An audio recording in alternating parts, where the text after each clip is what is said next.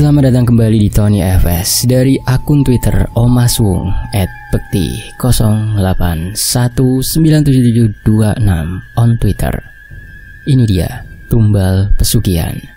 Tapi sebelum saya melanjutkannya, saya harus berdoa dulu. A'udzu bikalimatillahit tammati min syarri. Bismillahirrahmanirrahim. Wa huwas samiul alim. Allahumma shalli ala sayyidina Muhammad sallallahu alaihi wasallam. Ini dia dari akun Twitter Oma Sufung by Lahoya. Tentang kecelakaan yang merenggut satu korban jiwa. Tempo hari di depan sebuah swalayan saat itu, banyak spekulasi yang beredar karena kematiannya seperti tidak wajar. Kejadian ini terjadi di Condong Catur, Sleman. Hari-hari sebelumnya sih nggak ada yang nyangka sama sekali akan terjadi kecelakaan tragis itu.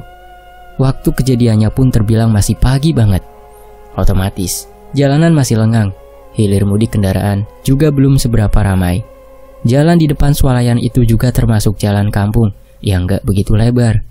Kok bisa-bisanya terjadi peristiwa itu hingga menewaskan seorang pengguna motor? Ganjil aja dengernya gitu. Mau dipikir lebih jauh lagi kok rasanya bukan kuasa takdir. Ada sesuatu yang menjembatani hal itu terjadi. Dipaksakan terjadi dan memang harus ada kematian. Hari terjadinya sangat kebetulan sekali. Hari Senin dan besoknya adalah Selasa Kliwon, hari di mana ritual pesugihan beraksi dan mulai mencari tumbal nyawa. Pagi itu sekitar pukul 6.30, seorang wanita terkapar bersimbah darah di jalan itu. Gerimis tipis mewarnai peristiwa pilu. Tubuhnya berbalut mantel hujan. Kejadiannya begitu cepat dan sangat tiba-tiba. Entahlah apa yang menyebabkan. Sudah bisa dipastikan rute jalan yang ia lalui adalah jalanan umum yang biasa dilaluinya. Kegiatan sehari-harinya sebagai penjual makanan yang dititipkan ke warung-warung pun sudah jadi rutinitas harian.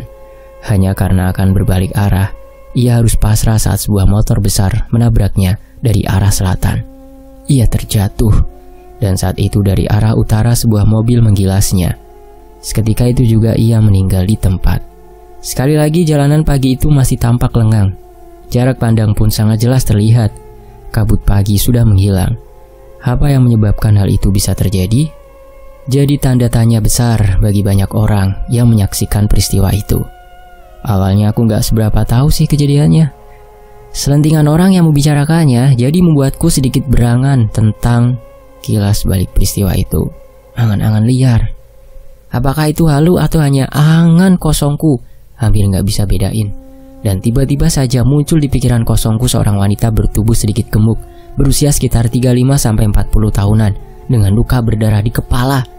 Ingin ku tepis jauh, malah semakin terbayang. Ia menangis menahan sakit. Ya Allah, mengapa engkau perlihatkan hal ini padaku? Aku hanya bisa berkata itu dalam hati. Aku diam, gak mau tahu, namun rasa sedih itu menyentak hingga relung batin ini. Ada sebuah pesan yang belum tersampaikan. Ia menangis tertahan. Awalnya terjebak di alam kajiman. Ia hanya merasa dirinya masih hidup, melaksanakan tugasnya sebagai ibu dari 3 orang anak. Sedangkan suaminya sedang tidak bekerja. Andai pun bekerja, hasilnya masih belum cukup menopang kebutuhan keluarga. Siap gak siap memang harus begitu. Kebutuhan semakin bertambah besar seiring bertumbuhnya anak. Biaya pendidikan, kesehatan, makan, gak bakal bisa terelakkan. Namun justru disinilah the powernya seorang cewek saat menjadi ibu di tengah keterbatasan. Banting tulang, peras keringat, ikut berperan mencari nafkah. Meski sebetulnya bukan suatu kewajiban, yang penting dapur tetap ngebul. Dan anak-anak bisa jajan, itu saja sudah cukup. Tapi mau gimana lagi, inilah realita hidup. Warnanya bisa sewaktu-waktu berubah kelabu. Terjadi tiba-tiba tanpa memberi sinyal terlebih dahulu. Warna yang kelabu itu adalah warna yang menyelubungi cerita ini. Ia hampir tidak pernah memikirkan untuk dirinya sendiri setelah menikah dan memiliki anak. Seluruh waktunya habis untuk merawat anak dan mencari nafkah. Saat kelahiran anaknya yang pertama, ia merasa masih cukup, masih sanggup membeli apa yang diinginkan. Saat anak kedua lahir, rasanya semakin berat. Dan ketika lahir anak ketiga, semuanya menjadi sulit terbeli. Ia harus memutar otak mencari cara agar kebutuhannya terpenuhi. Suaminya yang hanya bekerja serabutan tak cukup mampu memberinya uang cukup. Berhutang ke sana kemari, membuatnya harus menahan rasa malu. Sedih memang saat mendengar ceritanya. Cerita yang ditransfer olehnya lewat kontak batin. Masya Allah. Aku sendiri paling sulit menahan air mata saat mendengarkan kisah sedih, meski berasal dari yang tak kasat mata. Ia tak pernah menyangka hari itu hari terakhirnya di dunia. Saat terbangun jam 3 dini hari, bahkan ia tak sempat mencium pipi ketiga anaknya. Hanya fokus menyiapkan kue-kue yang akan dititipkan ke warung saat fajar tiba. Andai ia tahu, mungkin ia memilih menunda waktu, memilih bercengkrama dengan keluarganya, menghabiskan hari-hari bersama mereka. Namun saat Tuhan berkata lain, rasanya seperti tidak adil saat mendapati dirinya ternyata adalah korban. Amarah menguasai dirinya, dendam membara meraja dalam hatinya. Tapi apa daya saat ini ia hanya sebuah sukma. Runtutan peristiwa itu diperlihatkannya padaku. Ia mengajakku berjalan keluar dari atas sadarku, namun aku tetap terdiam di tempatku. Tubuhnya terbanting lalu terjatuh. Belum sempat ia bangun, mobil itu menggilasnya. Ya Allah, kepalanya pecah. Darah mengalir deras di tubuhnya. Seketika itu juga ia pergi selamanya. Namun ada bayangan aneh seperti menyeretnya. Ia meronta, menjerit, namun tak seorang pun mendengarnya. Sosok itu menjambak rambutnya seolah ingin menelannya hidup-hidup. Ia berbadan besar, berotot dan memiliki taring. Entahlah, sosok itu akan membawanya kemana. Tiba-tiba pandanganku gelap dan aku pun tersadar. Saat tersadar aku menghela nafas berat. Dadaku rasanya sesak setelah menyaksikan peristiwa tragis itu. Menurutnya ia sudah ditandai, namun berulang kali ia tak pedulikan itu. Hal yang tak pernah ada dalam benaknya tentang tumbal pesugihan, ternyata ia adalah korbannya. Seminggu sebelum kejadian, ia sempat bermimpi seseorang mendatanginya. Orang itu berperawakan tinggi besar dan berambut gondrong. Orang asing yang tak pernah dilihatnya dalam kehidupan nyata. Orang itu memberinya sebuah bungkusan berbalut kain putih. Ia menerimanya, namun betapa terkejutnya saat ia membuka bungkusan itu. Sontak dilemparkannya bungkusan itu karena ketakutan. Bungkusan berisi kembang 7 rupa, bercampur menyan dan beras berwarna kuning. Saat terbangun, ia hanya menganggap mimpinya itu mimpi biasa. Tidak ada terbesit sedikit pun tentang keganjilan lainnya. Hanya saja tubuhnya terasa berat dan nafasnya menjadi serasa pendek. Kadang ia tampak murung, gelisah tiba-tiba menguasai dirinya. Namun kesibukannya mencari nafkah mengalahkan semua rasa itu. Suaminya pun tak pernah tahu kegundahan dalam hatinya. Begitulah saat menjalani takdir dalam sebuah pernikahan, segala sesuatunya menjadi biasa. Tumbal pesugihan. Apa yang telah merenggut nyawanya? Dalam penglihatan batinku, makhluk itu mirip dengan Buto Ijo. Siapa pemiliknya? Makhluk itu tak akan pernah mau membeberkan siapa yang menyuruhnya. Yang diketahuinya hanyalah makanan lezat yang dijanjikan untuknya setelah tugasnya selesai. Sangat kejam. Berurusan dengan hal seperti ini, pertalian abadi yang gak akan putus hingga turunan ke-7. Setiap perbuatan yang dilakukan pasti akan ada konsekuensi yang dihadapi. Mereka yang melakukan itu akan membayar mahal di kemudian hari. Menurutmu wajar gak kecelakaan tempo hari, Luke? Ujarku pada Lukas, penjual pulsa langgananku. Kalau dibilang wajar tapi ndak wajar. Dibilang ndak kok yo aneh yo. Jawabnya dengan santai tapi kebingungan. Udah, gak usah dibahas. Bikin takut aja. Aku masih jaga konter sampai malam loh. Jaga sendiri lagi. Gerutunya dengan muka kesal. Cemen kamu. Ledekku dengan bibir manyunku. Lukas memang paling takut sama hal begituan. Sebetulnya bukan tanpa alasan juga ia bersikap begitu. Ia punya pengalaman menyeramkan saat malam jaga sendiri di konter. Waktu itu hujan gerimis. Malam sekitar jam 9-an, tapi udah mulai sepi pembeli. Mungkin karena hujan, banyak orang yang enggan keluar rumah. Konter pulsanya masih belum tutup. Lukas sibuk menghitung uang hasil penjualan hari itu. Srek, srek. Suara langkah kaki diseret. Tapi Lukas tak pedulikan. Ia fokus menghitung uang. Mas, beli pulsa mas. Di depannya tampak seorang cewek dengan seringnya senyum lebar, memperlihatkan giginya yang bertaring. rambutnya berantakan dan bermuka pucat. Lukas yang menyaksikan itu terkejut setengah mati. Ingin teriak, tapi mulut rasanya terkunci. Tubuhnya berasa kaku gak bisa bergerak. Setelahnya ia pingsan. Selang beberapa jam, adiknya menemukannya tertidur di bawah meja. Keluarganya cemas. Lukas gak terlihat pulang. Jam sudah menunjukkan pukul 10 malam. Maka dari itu adiknya menyusulnya di konter. Setelah kejadian itu, hampir semingguan Lukas pilih menutup konter pulsanya karena trauma. Rasa takut masih belum hilang. Lukas masih tak percaya atas apa yang dilihatnya malam itu. Usut punya usut, ternyata cewek itu juga korban kecelakaan lalu lintas. Sore itu seperti biasa, aku hanyut dalam lamunan. Tiba-tiba, sekelebat bayangan membuyarkan lamunanku, dan suara lirih terdengar dekat di telingaku. "Tolong bantu aku." Hanya sekali itu saja, tapi terdengar sangat menyedihkan. Mau minta tolong apa? Gumamku dalam hati. Terus aku bisa bantu apa? Spontan banyak pertanyaan yang terus berkecamuk di pikiranku. Aku gak pernah mau berhubungan dengan mereka. Berulang kali ketika mereka mendekat, aku hanya merasa sedang halusinasi saja. Namun entahlah, rasanya sulit menguasai diri untuk menutupi telinga, berusaha gak mendengarkan mereka. Dasarnya aku yang suka berfantasi sama hal begituan, imbasnya kalau malam susah pejamkan mata, dan tanpa aku minta. Mimpi bertemu korban kecelakaan itu. Dalam mimpi ia menangis sambil teriak-teriak minta tolong. Kasihan banget liatnya.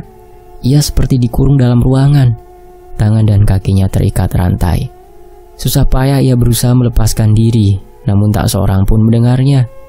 Dalam mimpi aku berjalan seolah menembus dinding. Dari balik dinding aku melihat banyak orang, puluhan jumlahnya. Mereka juga terkurung di sana. Dan saat aku akan beranjak meninggalkan tempat itu, muncul satu sosok mengerikan. Badannya besar, rambutnya gondrong sampai kaki, bertaring dengan sorot mata merahnya. Astagfirullah, jantungku berdegup kencang melihat sosok mengerikan itu. Bergegas ku berlari sekencang-kencangnya, namun kakiku tersandung. Aku terjatuh, dan pandanganku tiba-tiba gelap. Saat tersadar ternyata aku sedang bermimpi. Benar saja dugaanku. Hanya iseng menduga dan ternyata benar adanya. Sepanjang jalan itu banyak sekali orang gak bertanggung jawab membuang sesuatu. Kejem. Demi kepentingan pribadi tapi mengorbankan nyawa orang lain. Kadang aku berpikir, mengapa semesta tidak memberi sanksi saat itu juga? Bukankah hal itu ada korelasinya? Bikin pusing aja kalau mikirin hal itu. Emboh lah, gerutuku dalam hati. Kesel juga mikir masalah yang gak ada solusinya. Sabtu sore aku mampir ke tempat Lukas. Kebetulan konternya udah mulai buka lagi setelah kejadian dia pingsan. Ngobrol-ngobrol lah aku di sana. Lama gak ngobrol sama Lukas. "Dot, ntar temenin sampai tutup konterku mau nggak? Ntar aku traktir lah," pucuk Lukas kepadaku. Mulanya aku diam saja, berlagak so jual mahal gitu. Tapi lama-lama kasihan juga lihat Lukas dengan wajah memelasnya. "Beneran lo ditraktir, tapi aku nemenin sambil tidur ya," ujarku sembari menahan tawa. "Walah, mosok tidur? Ya janganlah," pintanya seraya menyodorkan sebungkus rokok padaku. "Mau ngopi nggak, Dot? Tuh kopi saset tinggal seduh aja." Gampang, ntar aja nggak apa-apa, Luk," jawabku sambil memainkan ponselku. Tidak terasa waktu sudah beranjak malam. Lukas mulai menghitung uang penjualan hari itu. Malam dingin disertai hujan lebat. Entah kenapa aku lihat Lukas seperti orang ketakutan. Mungkin masih teringat kejadian minggu lalu. Terjadinya pun malam hari pas hujan juga. "Kamu kenapa, Luk? Kok pucat gitu?" "Udah santai aja, kan ada aku juga di sini," tanyaku pada Lukas. Lukas hanya diam. Matanya fokus menghitung uang. Tapi ada yang aneh. Mulanya aku lihat biasa aja, tapi lama-kelamaan tangannya seperti berulang menghitung uang dan gak berhenti-henti. "Loh, istighfar, Luk!" Tiba-tiba Lukas menangis. Uang yang ada di genggaman tangannya ambyar kemana-mana. Lukas menangis, namun suaranya berubah seperti perempuan. "Aku pengen bali, jaluk tolong terke bali aku." "Waduh, ini siapa ini? Aku ingin pulang, minta tolong dianterin pulang." "Minta diantar pulang kemana? Rumahnya mana?" tanyaku dengan gemetaran. "Duh, mana sepi gak ada orang. Minta tolong siapa ini?" Pas lingukan cari orang, kebetulan ada orang naik motor berhenti, mungkin mau beli pulsa. "Loh, itu kenapa masnya?" "Mas," tanya orang itu keheranan. Enggak tahu ini mas, tahu-tahu nangis minta tolong, minta pulang, jawabku sembari memegang tangan Lukas yang dingin. Kesurupan itu masnya. Tanpa banyak basa-basi, orang itu langsung memegang tengkuk Lukas dan membacakan doa.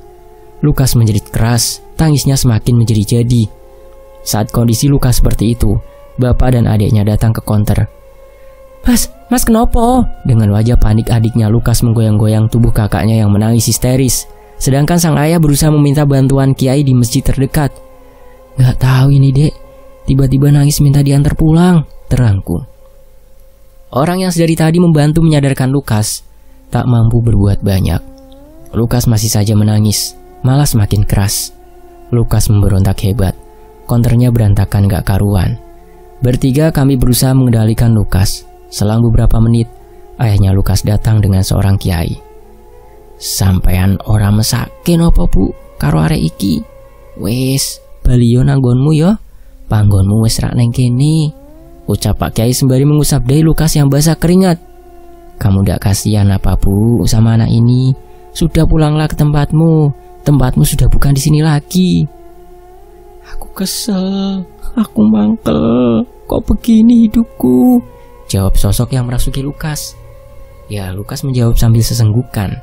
Meski itu bukan Lukas sebenarnya, hanya meminjam tubuhnya untuk menyampaikan pesan. Rintihan suaranya begitu menyayat, ia terbelenggu dalam kegelapan.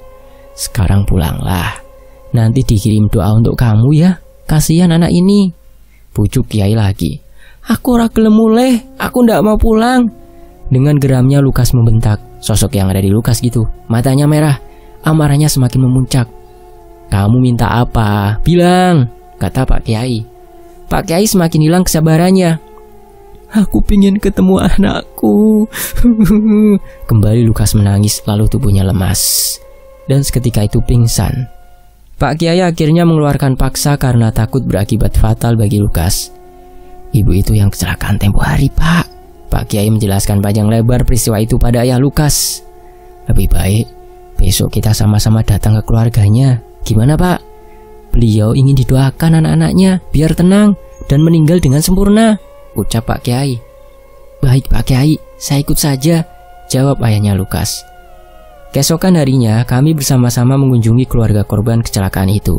Diteruskan dengan ziarah ke makamnya dan mengirim doa untuknya. Singkat cerita, setelah peristiwa itu Lukas sudah tidak mau berjualan pulsa hingga malam. Paling lama hanya sampai pukul 5 sore. Tentang arwah korban kecelakaan itu, entahlah, semua menjadi bias saat berhadapan dengan namanya tumbal pesugihan.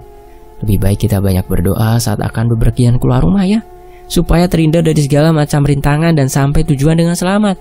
Jangan lupa uluk salam saat melewati tempat-tempat yang dirasa wingit. Akhir cerita, Al-Fatihah untuk korban yang telah pergi selamanya. Semoga ditempatkan di sisi terbaiknya. Tsumma ila ruhi fi korban tumbal pesugihan. Al-Fatihah. A'udzubillahi minasyaitonirrajim. Alhamdulillahirabbil alamin. Iyyaka na'budu wa iyyaka nasta'in ihdinas siratal ladzina an'amta 'alaihim ghairil maghdubi 'alaihim waladdallin. Rabbi firli wa li walidayya amin. Dan kisah ini selesai. Terima kasih teman-teman. Demikianlah sebuah kisah dari La Ho Ya, akun Twitter Bekti Oma Suwong. Tony FS pamit. Wassalamualaikum warahmatullahi wabarakatuh. Sampai jumpa di kisah lainnya. Alhamdulillah. Semoga menjadi hikmah